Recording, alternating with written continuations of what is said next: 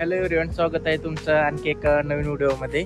तर आज आपण पाहणार आहोत आपल्या मारुती सुझुकी डिझायर जी की ही आहे, याची 30,000 किलोमीटरची सर्व्हिसिंग बद्दल. जो 5,005वी सर्व्हिसिंग असते, जे होते 30,000 किलोमीटर सर्व्हिसिंगवरती.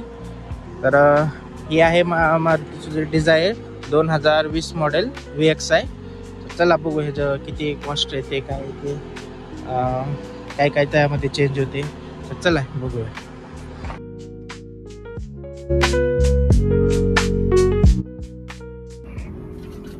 तर त्याच्यामध्ये आता काय चेंज होतं.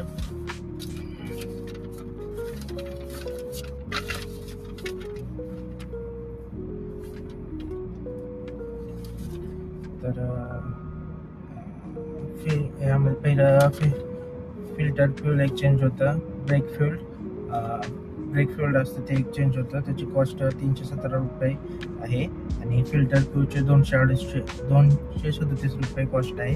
गॅस्केट ऑइल ड्रेन हा एक प्लग असतो, तो 8 रुपयाचा आहे आणि प्लग ऑइल ड्रेन 35 रुपये. फिल्टर असेंब्ली ऑइल फिल्टर ते 83 रुपयाचं पडलं आहे. परत मी व्हील अलाइनमेंट बॅलेन्सिंग वगैरे शोरूममध्येच करून घेतो, कारण का तिथे स्वस्त पडते. वाटतं मला स्वस्तच पडते. बाहेर केल्यावर तिथे 1100-1200 रुपये जातात त्याचे व्हील अलाइनमेंट बॅलेन्सिंग आणि एक्स्ट्रा वेट वगैरे लावून. तर मला इथे 500-700 रुपयामध्ये होऊन जाते. 300-400 रुपये सेविंग होतात मग तिथे. त्यामुळं मी शोरूममध्येच करायचं प्रिपेअर करतो. तर व्हील अलाइनमेंट बॅलेन्सिंग याचं 2 वेटला ॲड केलेत, 15 ग्रॅम आणि 20 ग्रॅमचे. ते 20-25 रुपयाला पडले. तर डोर गार्ड म्हणजे डोर गार्डला साईडचं रबर असतं ना, ते एक 3 रुपये त्याची कॉस्ट पडते. 3 रुपये आणि कूलंट वगैरे कूलंट पण चेंज होतं ह्यावेळेस. 30,000च्या वेळेस ते कूलंट चेंज होतं. 20,000मध्ये नाही झालं, ते फक्त टॉपअप करतात आणि 30,000च्या किलोमीटरमध्ये ते कूलंट भरतात. त्याच्यामध्ये लेवल त्याची कूलंटमध्ये टाकून फिल करतात ते. परत त्याची कॉस्ट 457 रुपये त्याची कॉस्ट पडते. आणि पेट्रोल फिल्टर हे 390 रुपयाला आणि इंजिन ऑइल 1400 रुपयाला असं पडतं. ऑइल 1445 रुपयाला ऑइल चेंज होतं. तर असं टोटल आपली कॉस्ट झालेली आहे 6,869 रुपये. ही 30,000 किलोमीटरचे सर्व्हिसिंगची कॉस्ट आलेली आहे. तर यामध्ये आपण एवढं इंजिन ऑइल फिल्टर, परत पेट्रोल फिल्टर आणि असे काही असं एक व्हील अलाइनमेंट बॅलेन्सिंग वगैरे असं केलेलं आहे काय. आणि ह्याच्यामध्ये माझे 500-700 रुपये एक्स्ट्रा ॲड झालेले आहेत.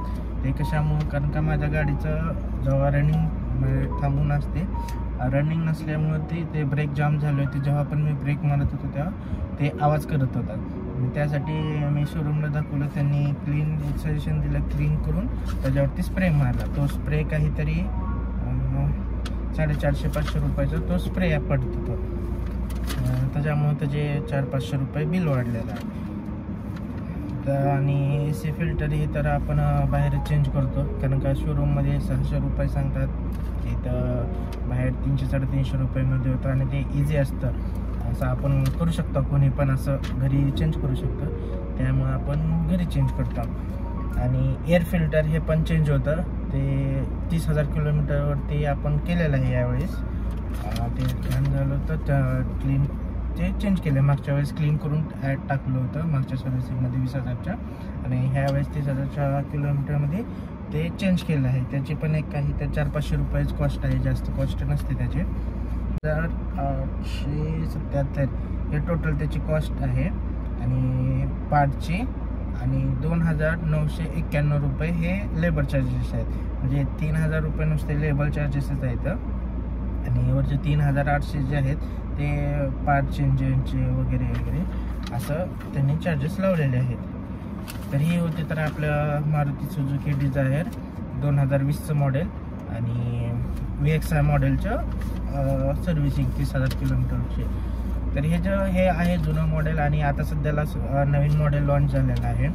तर सर्व्हिसिंगमध्ये जास्त काही फरक नसतो, कारण बॉडी जरी चेंज झालेली असली तरी आतमध्ये जे सर्व्हिसिंगचा टाईप ठरलेलं असतं 20,000वरती, 10,000वरती, 40,000वरती, 50,000वरती, ते फिक्स असतं काय काय चेंज होणार, काय होणार, म्हणजे कोणता पार्ट कधी चेंज होणार, 1 किलोमीटर वाईज ठरलेलं असतं.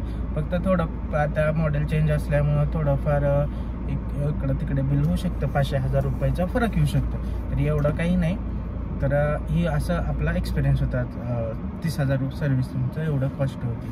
तर व्हिडिओ आवडला असेल तर व्हिडिओला लाईक करा, कमेंट करा, शेअर करा, सबस्क्राईब करा आणि काही सजेशन असेल तर व्हिडिओमध्ये कमेंट करून मला नक्की सांगा. Thank you for watching. भेटूया नेक्स्ट व्हिडिओमध्ये. Bye bye, take care.